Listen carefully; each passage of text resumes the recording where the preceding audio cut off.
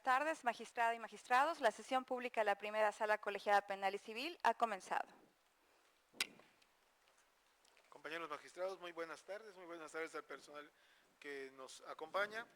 Con fundamento en el artículo 43, párrafos segundo y tercero de la Ley Orgánica del Poder Judicial del Estado, se abre la sesión pública con grabación de la primera sala colegiada penal y civil, señalada para el día de hoy, 22 de octubre del año 2025, a las 12:30 horas. Tiene el uso la secretaria de Acuerdos. Por favor, secretaria. Sí, magistrado. Se encuentran reunidos la magistrada y los magistrados que integran esta primera sala de conformidad con el artículo 2, fracción 1 del Acuerdo General número X0825090201 del Pleno del Tribunal Superior de Justicia del Estado de Yucatán, de fecha 2 de septiembre del 2025, en el orden interno siguiente. Como magistrado primero, el licenciado en Derecho, Hernán Jesús Vega Burgos. Como magistrada segunda, la licenciada en Derecho, Claudia Crisol Antonio Mayor. Y como magistrado tercero, el licenciado en Derecho, Mario Alberto Castro Alcocer.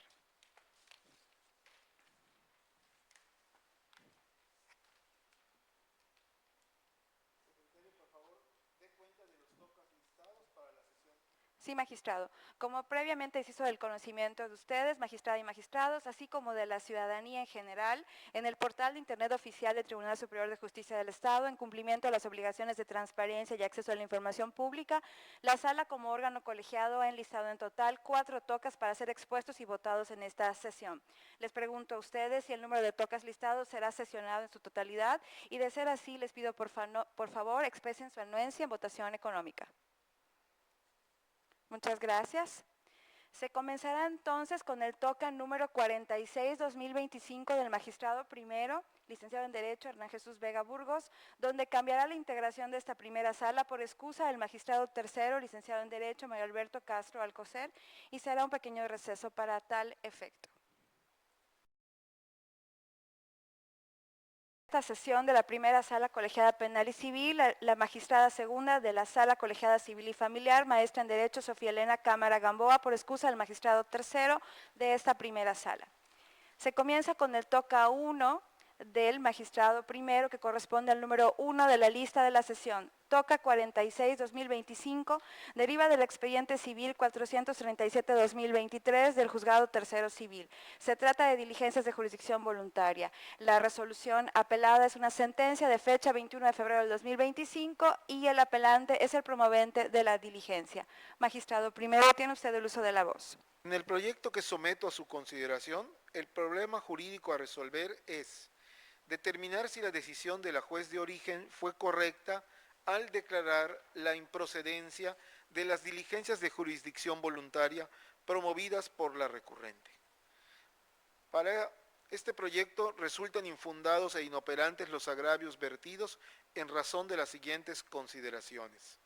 Se tiene que, contrario a lo manifestado por la recurrente en su escrito de expresión de agravios, la sentencia apelada se fundamentó conforme a las leyes que rigen la materia civil, dado que, de la lectura de la misma y la revisión de las constancias, se acreditó que la improcedencia determinada por la juez se encuentra debidamente motivada y fundada en ley, así como que al dictarla se cumplió con lo que disponen los numerales 338, 339, 340 y 347 del Código de Procedimientos Civiles del Estado. En esta tesitura se precisa que el apelante no pudo desvirtuar la resolución impugnada con los agravios esgrimidos. Para ello, cabe recalcar que las diligencias de jurisdicción voluntaria únicamente pueden promoverse respecto a cuestiones donde no existan derechos en pugna, por lo que no pueden tramitarse en dicha vía aquellas en las que se advierte que existen derechos en conflicto y que se pudiese perjudicar los derechos de terceros, tal como ocurre en el presente caso. Asimismo, en su agravio segundo, no controvierte los argumentos en que se sustentó la sentencia recurrida, teniendo que dichos motivos de inconformidad constituyen simples manifestaciones que no controvierten ni los motivos ni las consideraciones sostenidas por la juzgadora de primera instancia. Finalmente, cabe agregar que de la lectura de la sentencia impugnada se desprende que la improcedencia ahí determinada no se basó en una cuestión de si nos encontrábamos ante una pérdida o un extravío de los documentos invocados por la parte promovente, sino, sino que no se podrían dar por acreditados los hechos que están sujetos a conflicto, por lo que el apelante perdió de vista que la negativa no se sostuvo en el tipo de hecho que pretendió acreditar con dichas diligencias a través de un procedimiento voluntario.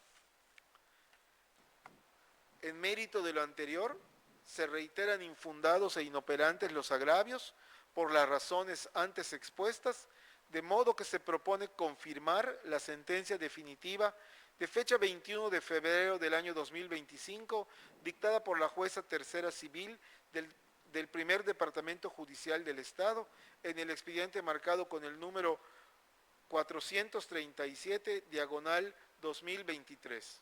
Muchas gracias. Bien. A favor.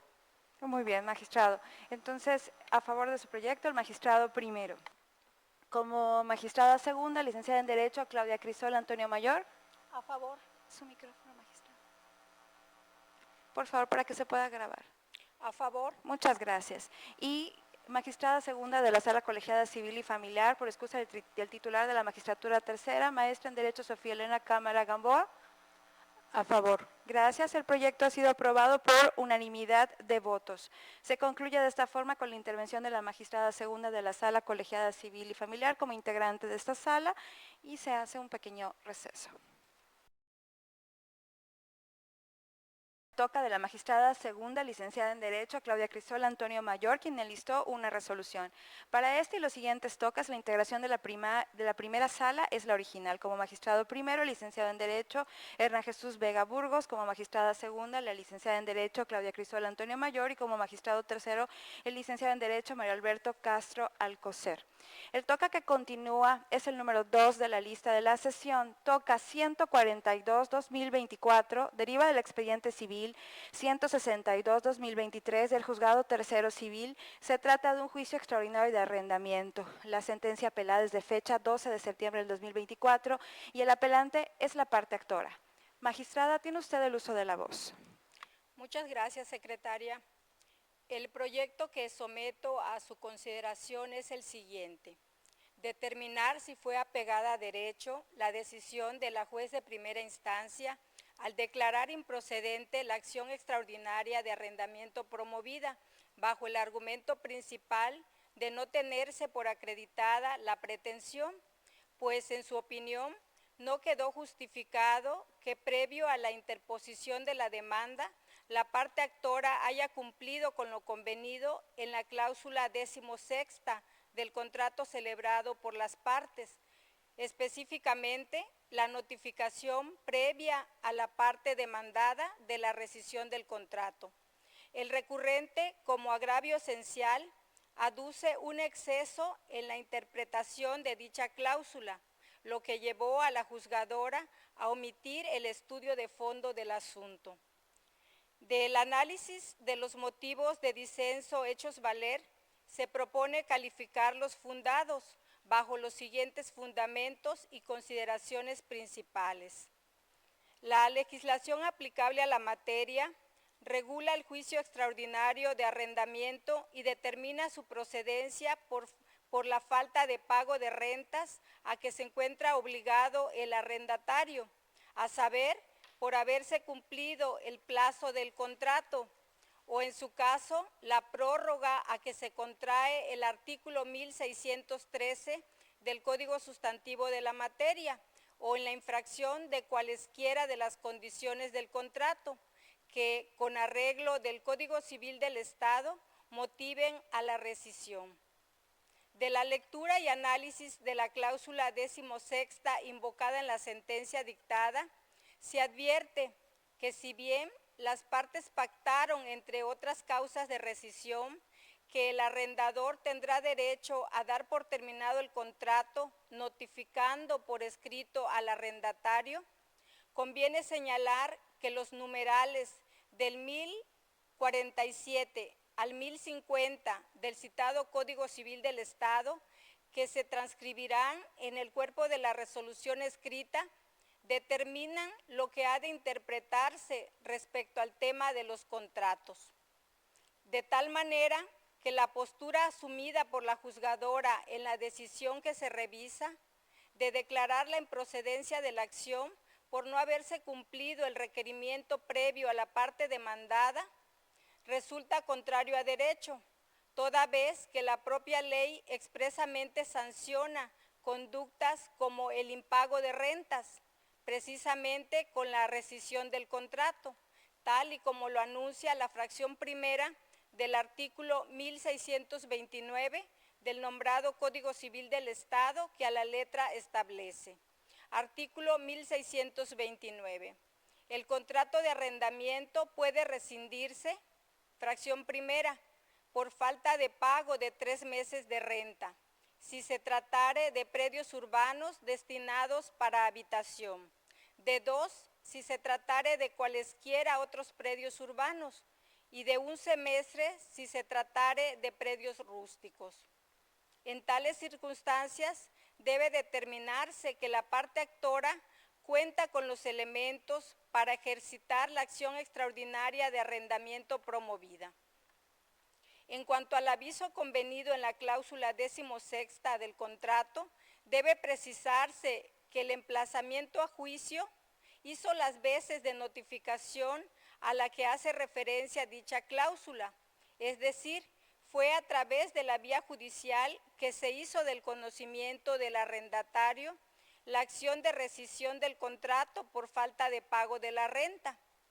El aviso pactado por las partes en la cláusula 16ª tiene por objeto notificar al arrendatario la terminación del contrato por incumplimiento de la obligación de satisfacer la renta o precio en tiempo y forma convenidos, por lo que el emplazamiento al juicio de arrendamiento por falta de pago de rentas satisface lo pactado en dicha cláusula 16ª, dando por rescindido el contrato mediante notificación judicial.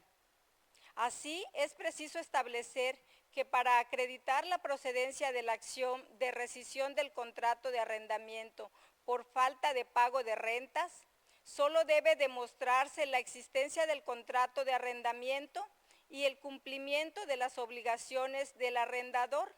Así que si el arrendador ha cumplido con las obligaciones contraídas en el contrato de arrendamiento, tiene derecho a recibir el pago de las rentas vencidas, en tanto que el arrendatario tiene la obligación de pagarlas, proviniendo ello en el uso y disfrute que el inquilino efectuó del inmueble.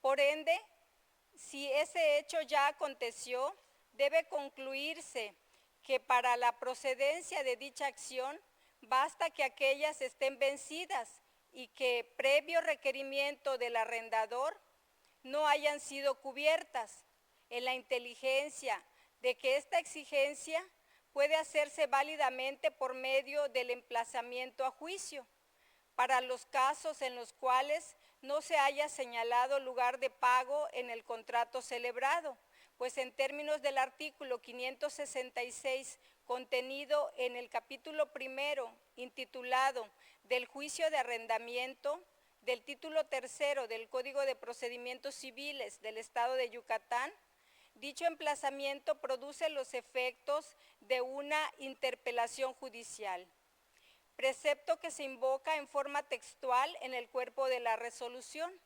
Así, en materia de arrendamiento, el emplazamiento a juicio hace las veces de interpelación para la procedencia de la acción derivada de falta del pago de rentas y es idónea para la procedencia de la acción de rescisión del contrato por la falta puntual del pago de rentas en aquellos casos en los cuales se haya determinado lugar de pago en el contrato de arrendamiento, ya que con la interpelación hecha en el emplazamiento se acredita la mora en que incurrió el arrendatario, puesto que el aludido requerimiento que produce el emplazamiento acontece posterior a la admisión y notificación del escrito inicial de demanda. En virtud de los razonamientos antes vertidos, Se procedió en el proyecto al estudio de las prestaciones hechas valer por la sociedad apelante en el citado procedimiento, toda vez que no existe reenvío en el recurso. Bajo tales consideraciones, se propone revocar la sentencia definitiva de fecha 12 de septiembre de 2024, dictada en los autos del expediente 162-0 civil del primer Departamento Judicial del Estado, a efecto de quedar conforme a los puntos resolutivos plasmados en el fallo correspondiente. Secretaria, proceda a la votación, por favor. Sí, magistrada. Magistrado primero, licenciado en Derecho Hernán Jesús Vega Burgos. A favor del proyecto. Gracias. Magistrada segunda, licenciada en Derecho Claudia Crisol Antonio Mayor. A favor del proyecto. Gracias. Y magistrado tercero, licenciado en Derecho Mario Alberto Castro Alcocer. A favor. Gracias. El proyecto ha sido aprobado por unanimidad de votos. Se concluye de esta forma con el TOCA que fue listado por la magistrada segunda y se comienza con los TOCAs del magistrado tercero, quien enlistó 2 resoluciones. La primera de ellas corresponde al número 3 de la lista de la sesión, TOCA 33-2025, deriva del expediente civil 545-2018 del Juzgado Tercero Civil. Se trata de un juicio extraordinario hipotecario.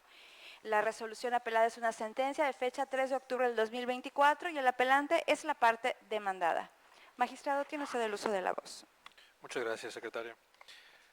En el proyecto que someto a su consideración, magistrados, el problema jurídico a resolver es determinar si como consecuencia del presente recurso se confirma, revoca o modifica la sentencia definitiva apelada.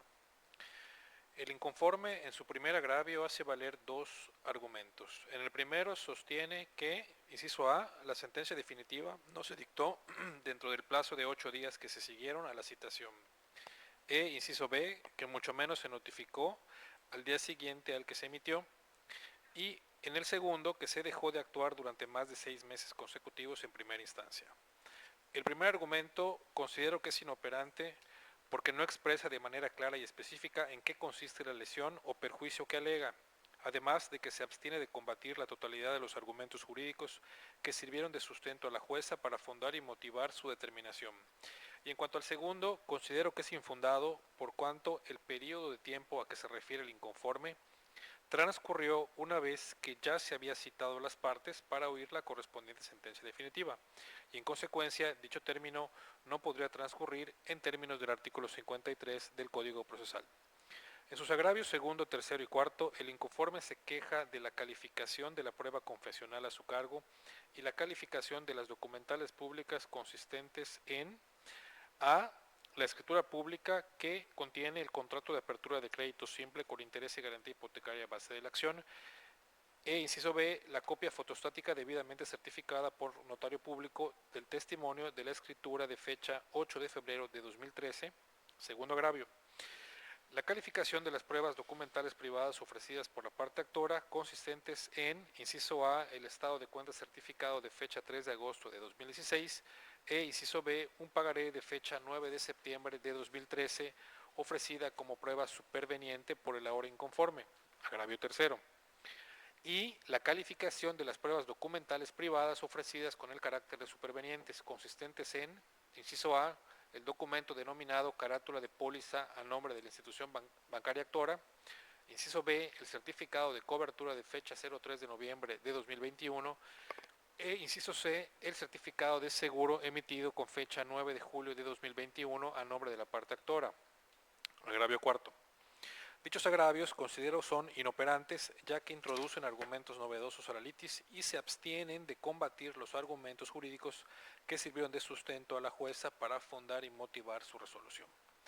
Por último, su agravio quinto lo hace consistir en que, para probar sus excepciones y defensas, ofreció en su escrito inicial de demanda y posteriormente fueron debidamente reiteradas y perfeccionadas las siguientes pruebas.